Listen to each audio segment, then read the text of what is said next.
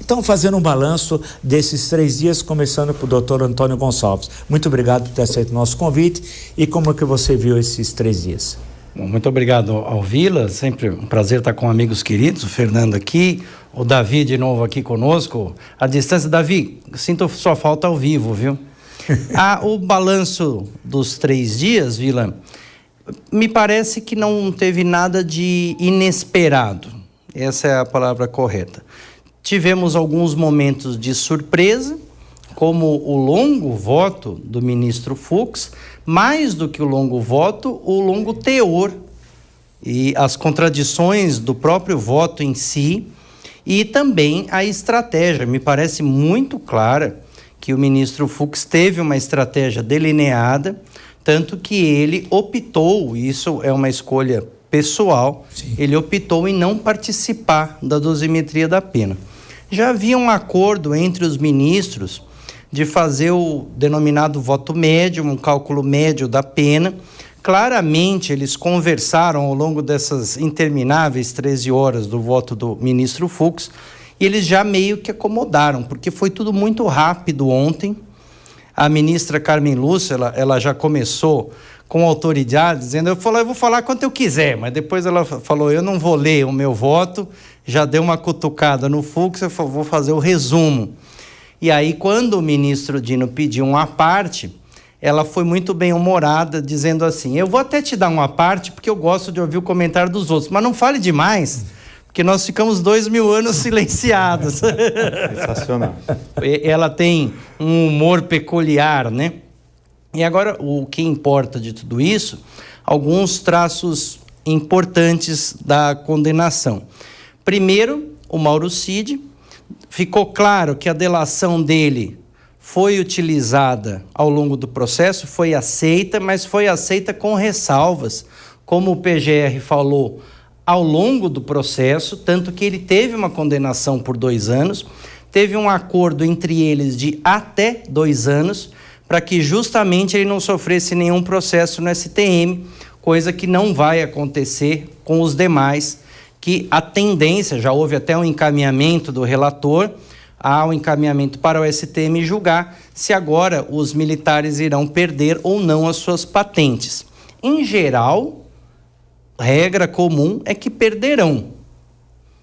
E aí, nós podemos até tratar disso um pouco mais para frente. Perfeito. Na questão da prisão, quando efetivamente ela chegar, se é que ela vai chegar num futuro tão próximo, uma das opções é uma prisão militar.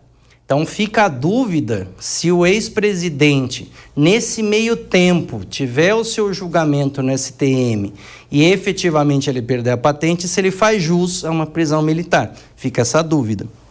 Então, todo mundo ventila, ele vai ser preso na Papuda. Não necessariamente. Ele pode ficar numa das prisões especiais da Polícia Federal, pode ficar numa das prisões da Polícia Militar ou, como eu disse, nos órgãos militares. E a grande dúvida, a grande questão é se ele efetivamente chegará a ser preso. Eu não acredito que num futuro tão breve ele seja preso. Podemos falar disso mais para frente. Doutor Fernando Castelo Branco, por favor. Bom, boa noite, Vila, boa noite, Antônio, boa noite, Tangerino. É um prazer revê-los, estar aqui nesse programa tão especial. Vila, eu acho que o Antônio já resumiu de uma forma muito feliz o que foi o que foram esses 3 dias de julgamento. O que eu destacaria com maior espaço e que me pareceu algo relevante, em primeiro lugar, foi o voto e o voto trazido pelo ministro Alexandre, pelo relator. Eu acho que foi um filme que ele conseguiu traçar ao longo de junho de 21 até 8 de janeiro de 25, com todos os detalhes, com todos os senões, com todas as questões intrínsecas que traziam uma formatação, como eu disse, desse filme. Eu acho que ele foi muito feliz nessa explanação e foi ao longo do seu voto, esse voto foi crescendo, foi se avolumando, foi criando musculatura. né? E que trouxe realmente, era até visível, um desconforto para aqueles que estavam na expectativa de algo um pouco mais sereno ou não tão preciso. E eu acho que o outro ponto que me pareceu assim também de destaque foi o voto do Fux. Já era esperado que ia haver uma discrepância, que ele iria destoar, mas eu acho que houve, primeiro, uma questão casuísta. Esse é um primeiro ponto. Eu acho que na longa história do ministro no Supremo Tribunal Federal, nós não vemos uma situação como essa posta neste julgamento. Então, em primeiro lugar, um casuísmo. E um casuísmo dentro do mesmo cenário de julgamento, porque o 8 de janeiro já foi julgado com os executores e foi frontalmente contraditório, né? E uma questão também, no meu entendimento, teratológica, do próprio ministro Luiz Fux, com o máximo respeito que devo a ele, mas tenho o direito de discordar. Teratológica porque quando ele reconhece a culpabilidade, a responsabilidade do ajudante de ordem de quem? Do presidente da República. Quando ele reconhece a culpabilidade, a responsabilidade do candidato a vice-presidente deste mesmo presidente da República e depois, contraditoriamente, ele não reconhece essa responsabilidade do presidente, eu acho que fica realmente uma falha na linha de raciocínio, na linha lógica que deveria advir disso. Então, que ele mantivesse a coerência, né, e não condenasse os dois e não visse essa responsabilidade. Então, eu destacaria esses dois pontos. Doutor Davi Tangerino, na opinião do senhor, um balanço assim desses 3 dias, por favor. Bom, boa noite a todos, ao professor, ao Antônio, ao Fernando, satisfação estar aqui ainda que remotamente. Acho que as questões importantes já foram trazidas pelos que me antecederam. Eu faria alguns comentários mais marginais, talvez, né? Eu queria apontar aqui uma questão que passou bastante batido, mas eu achei curiosa e contraditória do ministro Alexandre, que quando ele vai fixar, então, a pena do Cid, ele fala, olha, no acordo previa perdão ou 2 anos, até 2 anos.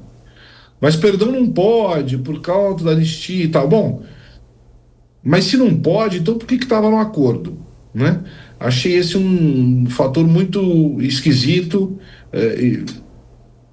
Se fosse essa compreensão, não deveria estar no acordo de colaboração. Acho que tem algumas pequenas questões simbólicas, que, então, já que o principal já foi dito, que talvez também talvez valesse a pena comentar.